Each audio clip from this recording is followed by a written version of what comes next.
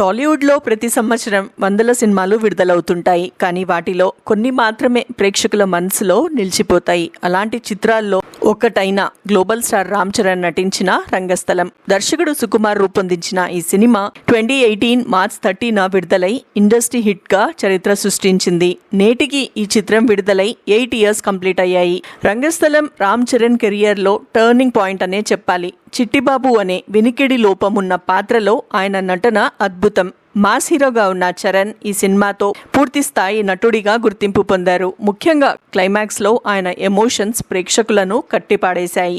ఇక దర్శకుడు సుకుమార్ ఈ సినిమాతో 1980ల పల్లెటూరి వాతావరణాన్ని అద్భుతంగా తెరపై ఆవిష్కరించారు. రాజకీయాలు, గ్రామీణ జీవితం, మనుషుల మధ్య బంధాలు ఎంతో సహజంగా చూపించారు. ఈ కథను ముందుగా పలువురు హీరోలకు చెప్పిన చివరకు చరణ్ మాత్రమే ఈ ఛాలెంజింగ్ పాత్రను అంగీకరించడం విశేషం.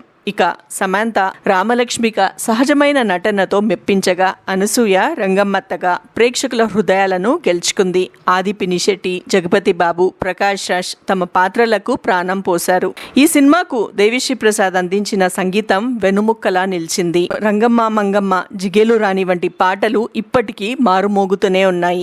బ్యాక్గ్రౌండ్ స్కోర్ కూడా సినిమాను మరో స్థాయికి తీసుకెళ్లింది. సుమారు 60 crores బడ్జెట్ తో రూపొందిన ఈ సినిమా బాక్సాఫీస్ వద్ద 200 crores పైగా వసూళ్లు సాధించింది.